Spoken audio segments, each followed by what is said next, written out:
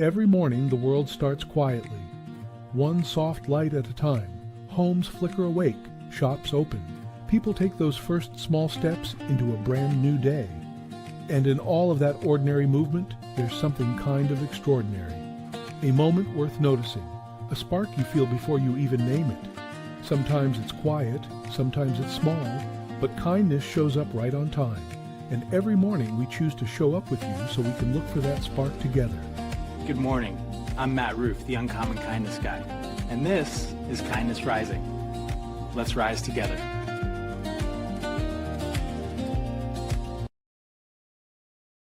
Good morning, good morning, good morning, friends. Welcome, welcome, welcome to another week, another Monday here on Mornings in the Lab Network. I'm Matt Roof, and this is Kindness Rising. We get you up 7:30 a.m. Eastern every weekday morning with a little hope, humanity, and heart. And today we are talking about a word that rhymes with heart, art. Not art as a career, not as a side hustle, and not even as content, but art as something deeply human. Because recently I had two conversations that triggered a bunch of thoughts that I had to talk about and bring here because I know this community cares about art in the world for sure. And what happens when creativity moves from private expression to public performance, right? And why maybe some people are creating so quietly in their lives. That's what we're going to talk about here on Kindness Rising this morning. Welcome in, say hello in the chat, get involved in our community here in the Mornings in the Lab Network. Excuse me. I am feeling much better this week. Thanks for asking. No, seriously, last week was rough, but this week I'm getting back at it. I got my antibiotic, a few days worth of antibiotic in me. Still have that stuffiness, but the pressure and the pain and all that is gone, so that it's much easier for me to bring my full self and my full energy here to the community on Kindness Rising this morning. Happy Monday. Happy Monday. All right. I am itching my nose, though, for some reason. How many times am I going to touch my nose on the camera? That is the question. Get involved in the comments. Come say hello to me. Absolutely. Absolutely. Yep. It is another month. Another month. March comes in like a lion and out like a lamb here where I am on the East Coast, upper Northeast of the United States for sure. It's a little chilly today. It's actually going to be gorgeous this week, supposedly, but we'll see. We'll see how things go up here. Absolutely. Good morning. Get involved in the chat. Say hello. We're going to be talking about a couple of conversations that I had and about the idea of art, and about the judgment of our art. Are you creating something out there that you're keeping for yourself? Are you submitting it? That's a question that I had. It actually is what the conversation, the direction of my conversation was. I'm going to see if I can find, I meant to do this before, but I'm pretty sure you guys can still see me as I'm messing around here. Had a conversation, a woman named Ambra Hubert. Ambra is a community leader and an artist herself out there in the world. And she's actually the keeper of the Weird Professionals Journal as part of that Weird LinkedIn network that we talked about last week. And she has requested submissions for the next edition of her magazine, her zine, both digital and hard copy for those who really like an analog hard copy. I didn't get one. Vincent, good morning. Buck Hump and what? Vincent Blakely, hello, everyone, whoever is there. I am so glad you all have joined me here this morning. And I'm talking about my friend Ambra, whose profile I'm about to pull up here, uh, who I was talking to. And I hope to have come out to the show one day. I invited her to come to the show. Oh my goodness. And yeah.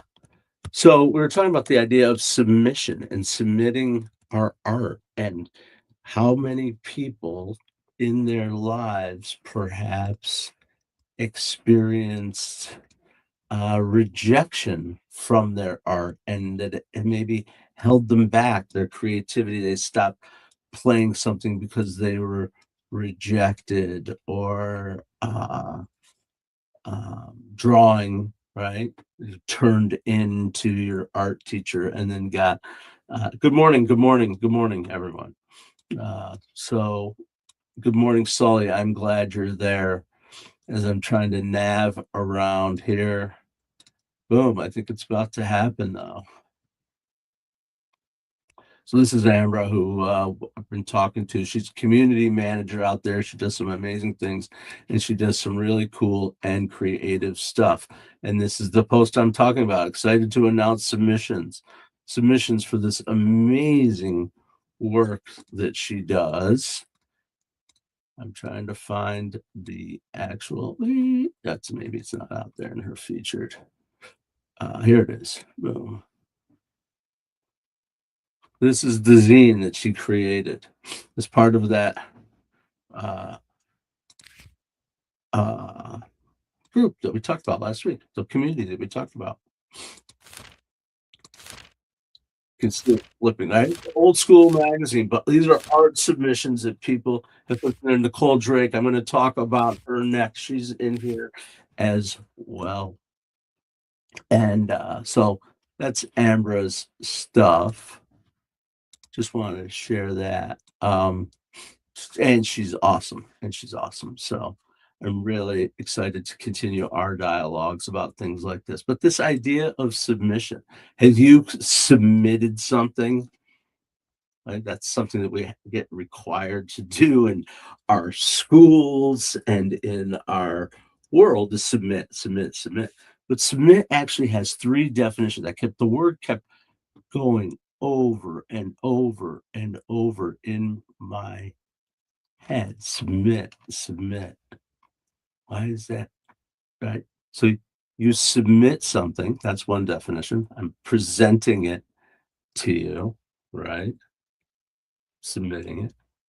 The second is I submit, I leave myself subject to your feedback. Okay, that's the second thing. I submit that. I submit it as evidence, right? But the last is to submit, which means to give into authority or to be submissive. So it's just an interesting little thing. I'm like, wait, those two things are clashing with each other.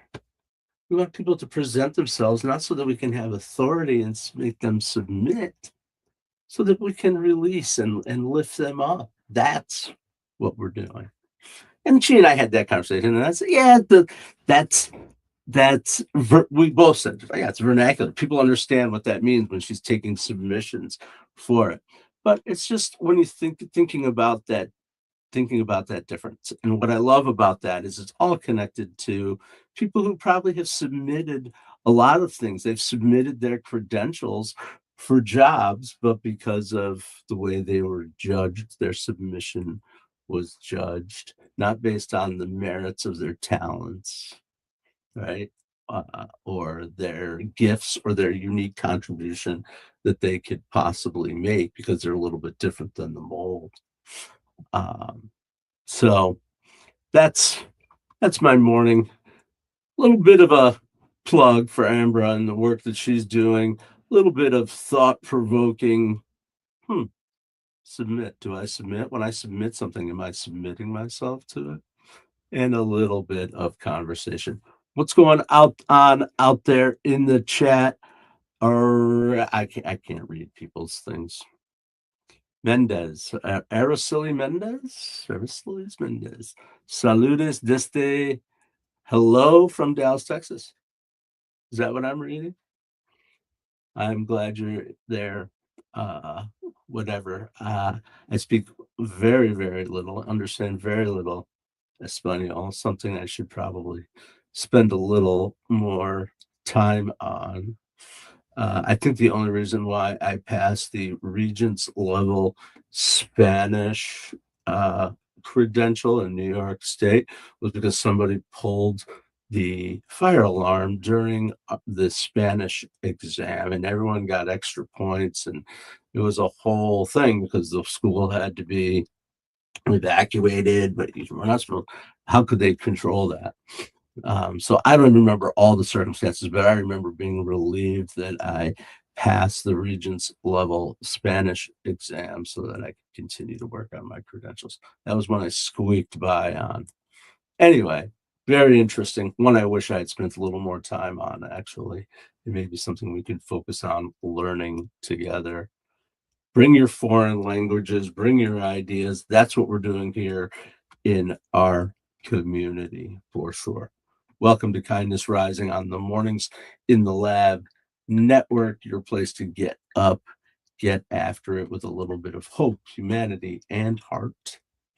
Absolutely here on Kindness Rising at 7:30 Eastern every weekday, and then get on over to Mornings in the Lab with Keith, John, and friends at 8 a.m. They will be there, and it's a little different show than what we have here, but that's the beauty of the network. We'll get you up on the right side of the bed, whatever you're into, and then you get over there, and you never know what the conversation is going to be over there.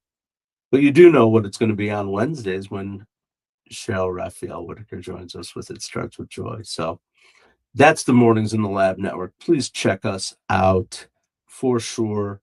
If you want to know more about Mornings in the Lab Network and the work that we're doing, what we're building, the media company that we are building, I'd love to tell you about it. So reach out to me and we'll tell you more. But anyway, that's my little commercial. All right. I hope everybody's doing well. I'm feeling so much better here on this Monday morning as we get up with hope, humanity, heart, and think about topics that are not quite so rage baity, but maybe are trending in the news that I'm navigating around here. Trending in the news, valid for our lives and for our conversations. And so I'm going to switch to a little bit of, I'm going to make a connection. It might be a stretch towards our art conversation, but this one isn't just an art conversation, it's a human one, because there is a lot of discussion out there, a lot of chatter on LinkedIn, a lot. I'm sure we have some viewers from LinkedIn out there. I appreciate you. And this one's coming up as people starting to realize what's going on in the world a little bit. Tools that monitor employees in real time, right? It's the remote tools.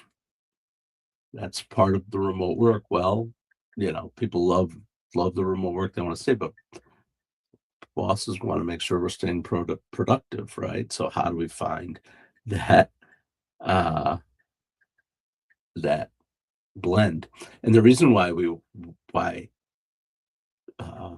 managers, bosses, leaders of organizations and missions want to monitor is something called the Hawthorne Effect, right? The Hawthorne Effect is one of the first business lessons you learn. You might even learn it in high school business right now, but yeah, the idea that when people are watched, productivity increases.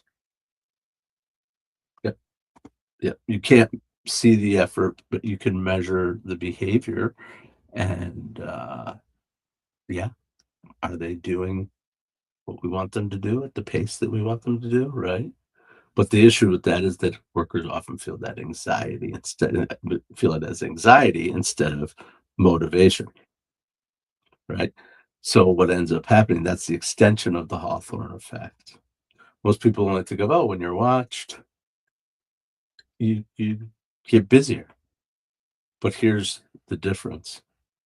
Ongoing research, the continuation, the next step of that argument is, are you actually working? Actually, it's been proven that you're not. Most people are just performing work when they know they're being watched. And that comes from the Industrial Revolution. It's a mindset, right? As long as they're performing the work, yeah, well, that's okay because all they're doing is putting a nut and a bolt into together. Not all they're doing, they are doing vital work, right? Well, that's what it was at the time to build vehicles. Conveyor belt comes by. There's your nut in your bolt, you're not in your bolt, you're not in your bolt, you're not in your bolt. Yeah, so that's the Industrial Revolution idea. But here we are, 100 plus years later. And what we know is that observation will help. The right kind of observation, constant observation causes higher anxiety and does not necessarily create better work. It creates visible work. Does that make sense? I hope it does to you out there in kindness rising land. It's an idea.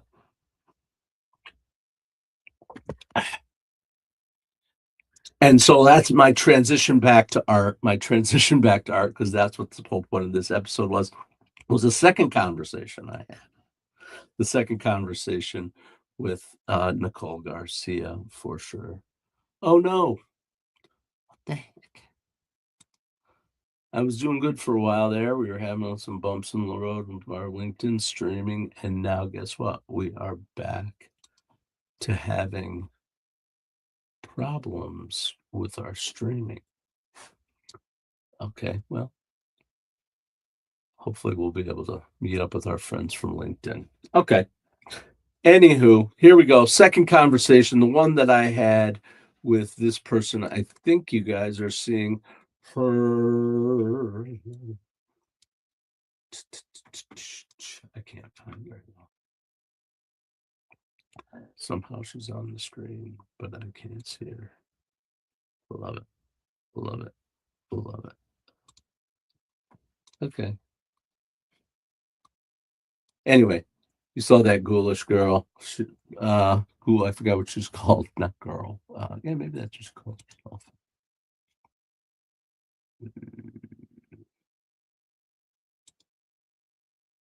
Awkward. Artwork by Living Dead Girl. Living Dead Girl. I said ghoulish girl. Terrible. Terrible miss. Artwork by Living Dead Girl. Nicole, see those cute little figurines that she's got on there that people love, those little collectibles, little personal items like that.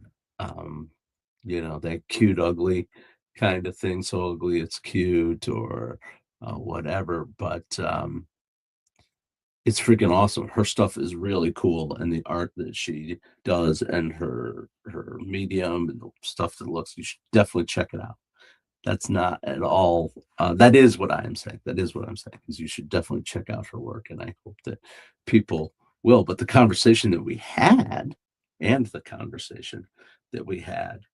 was, we're at this point where people are talking about, okay, creating publicly.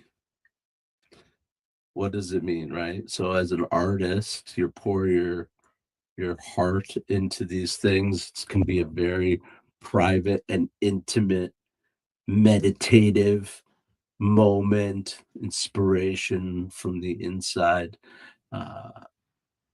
right? But now we have this opportunity to share our work. But how do we get our work out into the world if we want to make a living at it? How do we get our work out into the world? Holding it up for the world to see. That's one way, right? Hey, here's a picture of my work. Come talk to me and we can work it out. Absolutely. Another way is to show your process actually live or in some way record your process and show it, right? Um, and then, so that opens up this debate, which is the debate that we had, or discussion that we had. It was great discussion about creating art versus creating art for content. People love to watch the process of things, right? Absolutely. When you go out and you go to those art shows and you go to those things, you watch your people, draws your people in, demonstrating your art, right? I mean, everything from what do they call them? This is how I use one too, by the way. Chainsaw. That's why I almost lost a finger. Uh, but no, seriously. From the wood carvings and the blacksmiths, you ever been to a place where they do that? To people doing fine art and jewelry, painting, caricatures, all those things, all those forms of art that people love to watch live. People love to watch live.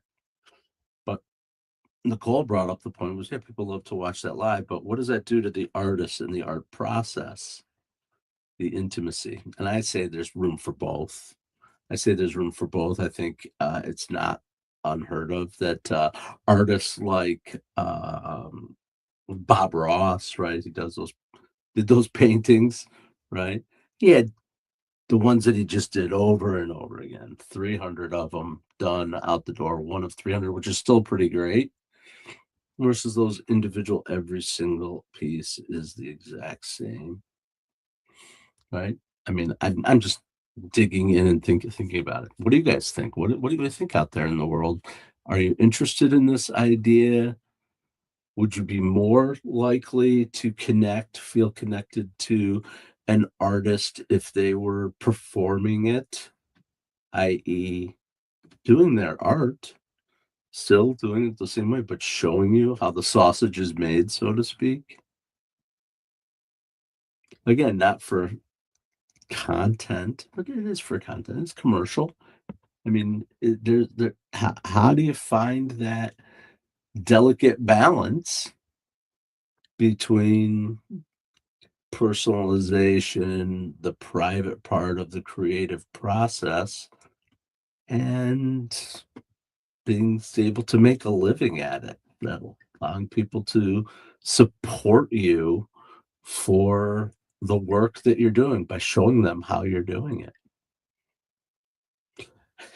And so I think maybe the answer might be somewhere in the middle, right? Wouldn't it be cool, like if you had your favorite artist who made, I don't anything, right? What our show's all about, the making of things. Look, I got this guy right here.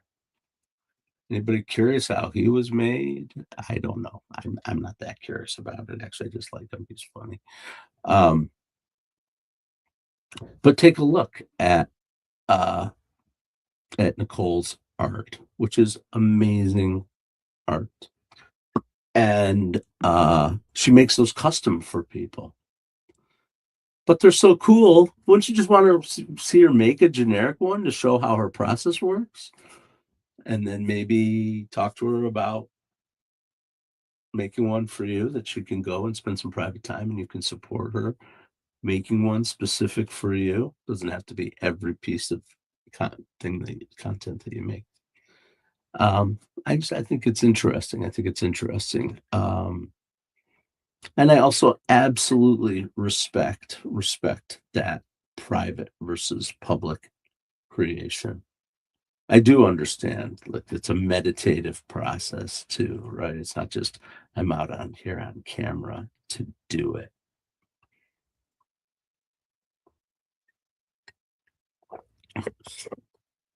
It is becoming a thing where creation is expected to be visual. I'm leaning into it. I love it. I love doing it live, showing you how I'm doing it, just showing up every day, talking about it. Because I think it's important. I think it's a way people learn.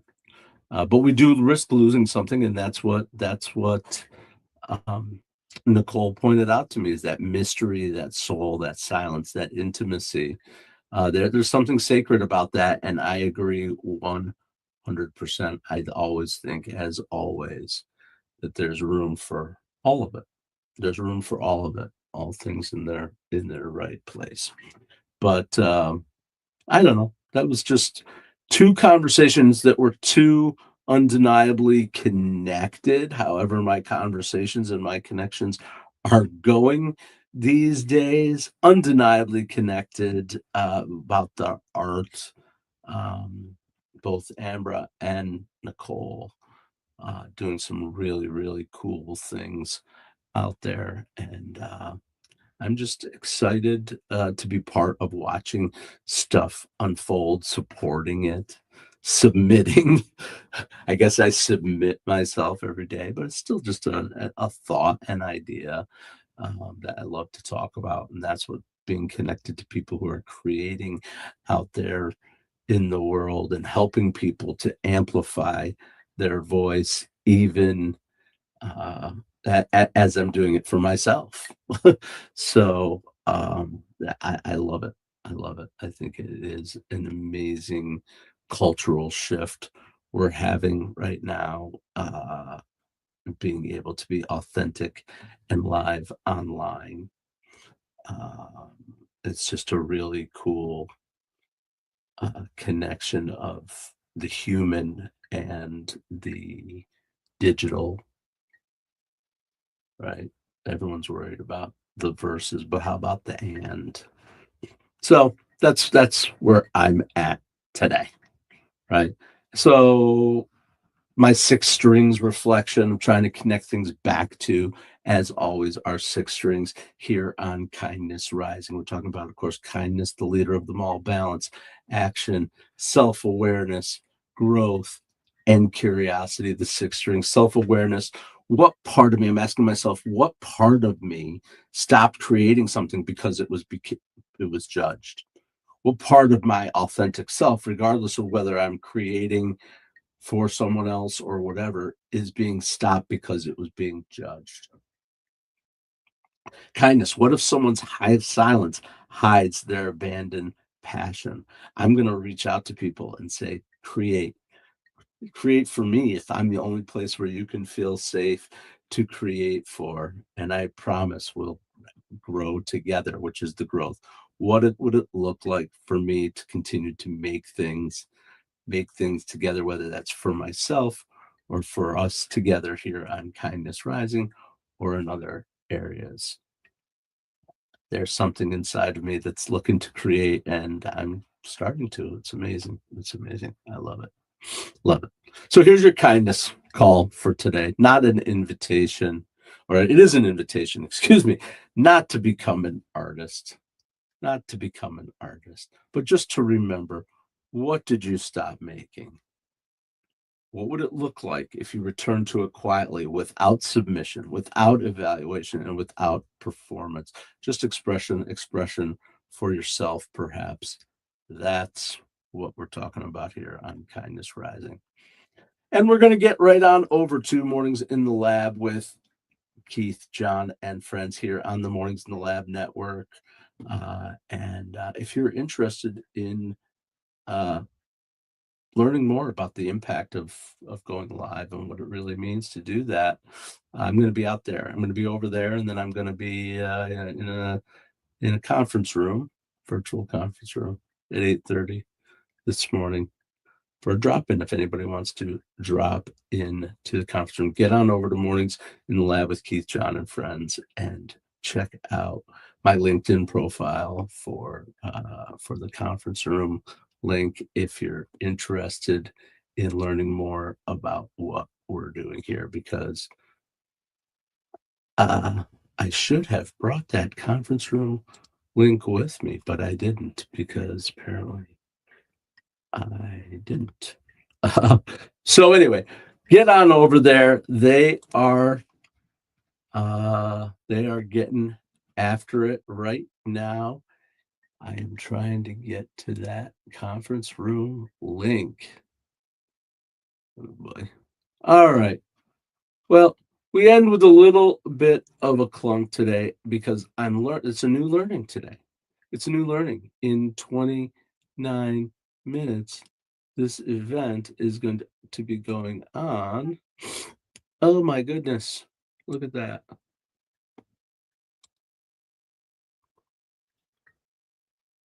Took way too long for it to happen, but tomorrow, holy moly. I'm going to try this over and over again. There's the link I'm going to be at 8:30. Okay. You live and you learn. You get smoother over time. That's the show for today. Keith and John are waiting for you over at Mornings in the Lab with Keith, John, and friends. Tomorrow, I'll be back with more conversation. Actually, I have a guest tomorrow. Come back and join me with my guest, Melissa Goodwin. We're going to be talking about all kinds of good stuff in terms of HR and helping women entrepreneurs to grow. So I am excited about getting together with Melissa tomorrow. Come on back and learn some more here at Kindness Rising. And until then, stay uncommon and stay kind. What if your mornings could be inspiring and ridiculously fun? Kindness Rising isn't just a show, it's a full wake-up vibe. It's freaking fun, people. Yeah, man, it's got real get-after-it energy. I love it. Wake up with Kindness Rising. I help purpose-driven people grow their impact. 5-ingredient recipe to help you build your personal brand. Get out there and take kind action. If it's live, they'll feel it. On Kindness Rising, we bring you proven strategies and fresh ideas you can actually use. If you're not failing, you're not trying. Exactly. Fail fast, rebound faster. You'll see the bloopers and the genuine connections that make kindness contagious. We sometimes get into a little bit of trouble. Pretty much my life made the list. You can trust what you see right here is honest, respectful, and uplifting. Social impact organizations, and we always talk about them. Try kindness. It's way cheaper than therapy. You just made my day.